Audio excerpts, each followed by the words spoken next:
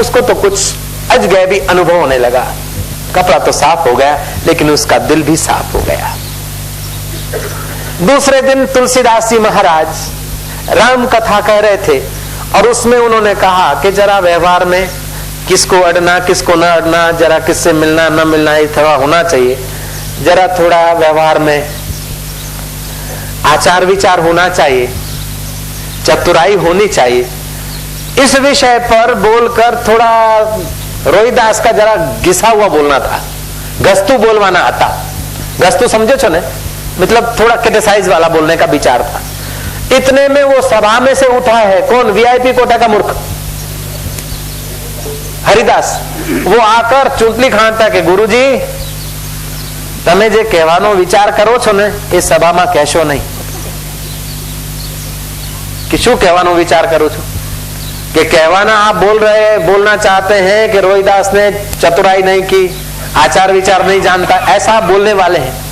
लेकिन गुरुदेव उनकी सहजता से जो धागे लग गए थे, उस धागा को चूसने से मेरे दाग मिट गए, और इसीलिए मैं आपकी और दूसरों के दिल की बात जान रहा हूं।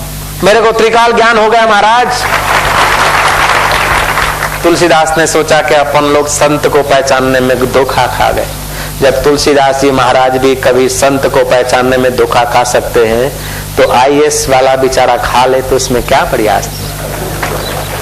जय जय। तुलसीदास जी वापस दौड़े हैं, संत है ना।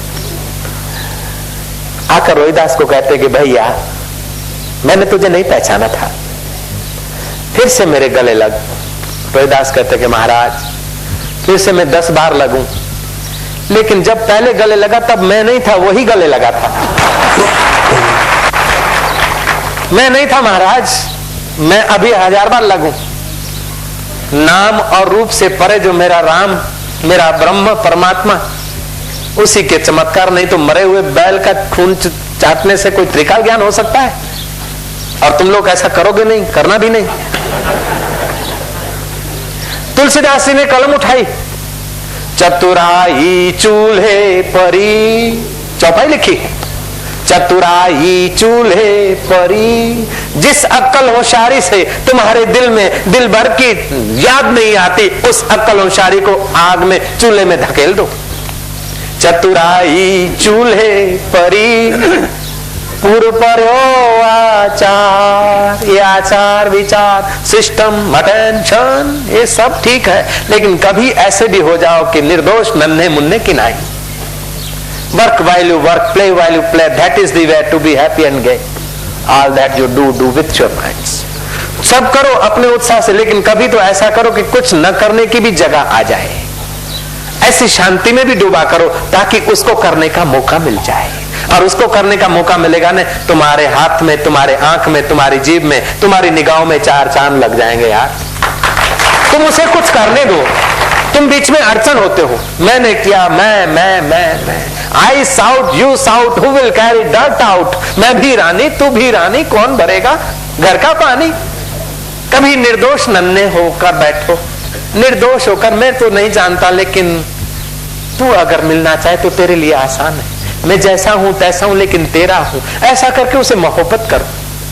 तुलसीदास जी ने लेखनी से लिखा, चतुराई चूल्हे पड़ी, पूर्व पर्यो आचार, तुलसी हरि के भजन बिन, चारों वर्ण चमार, सियावर रामचंद्र की। धूल पड़ी, धूल आचार विचार पर धूल पड़ी। આચાર વિચાર પાળવો જોઈએ, એ આચાર્ય બનાવ્યું છે, પાળવું જોઈએ। પણ પાછળના લોકો એટલી પકડ પકડી રાખે કે માનવી માનવીથી જુદો, અમારો આ ધર્મ છે ને અમારો આ ધર્મ છે ને અમારો આ પંથ છે ને અમારો। અરે તું ભેંસને અડે છે ને માનવી નથી અડતો, તું કૂતરાને અડે છે લાલીઓ લાલીઓ કરી, અને કોઈ પડોશીને અડવામ તને। आचार विचार अच्छा है, स्वच्छता अच्छी है, पवित्रता अच्छी है, लेकिन उस दायरे में रुकना नहीं है। आहार शुद्धो सत्व शुद्धि ध्रुव स्मृति, ये अच्छा है, लेकिन जब इसी को पकड़ रखा तो लघु ग्रंथि भी बंध जाती। इसलिए करने में सावधान और होने में प्रसन्न। आज का श्लोक चलेगा। जय जय। चलाओ जी। भगवत गीता के 14वें अध्याय का 24वां श्लोक है। सत्संग अभी प्रारंभ होता है, अभी तक तो इंट्रोडक्शन दे रहे थे।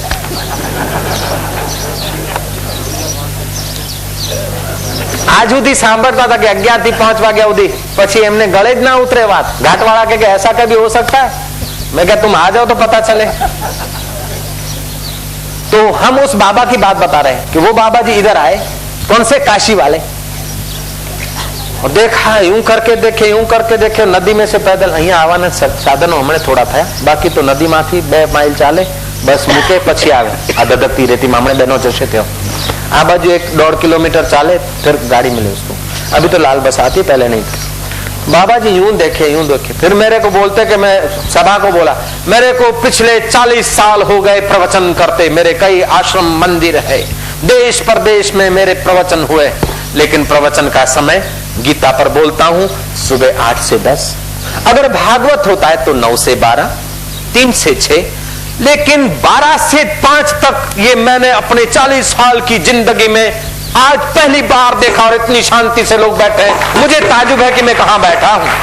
मैं क्या महाराज तुम वृंदावन के पड़ोस में बैठे हो। जय श्री कृष्ण कह दो।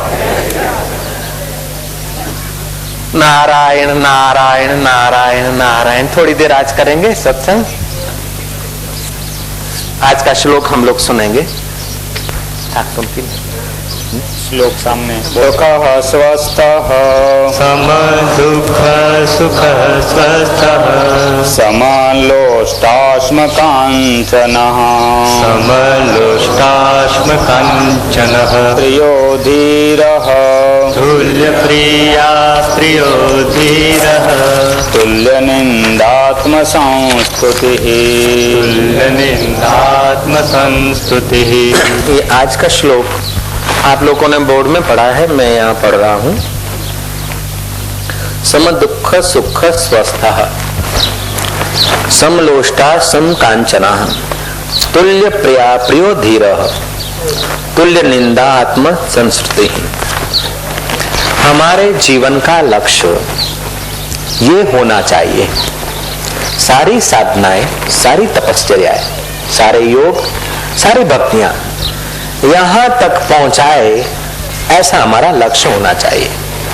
भगवान कहते हैं जो धीर पुरुष है, जो भक्त है, पूर्ण भक्त, भक्त का मतलब है जो परमात्मा से विभक्त न हो, सततम कीर्तयन्तो माम, सतत भगवान का भजन करे। ध्यान देना इस बात पर। आप सतत भगवान का भजन करके दिखाओ जरा। आप राम राम राम कहेंगे तो एक राम और दूसरे राम के बीच में सातत्य टूट जाएगा। कृष्ण कृष्ण कह दो, आप सतत नहीं कर सकते।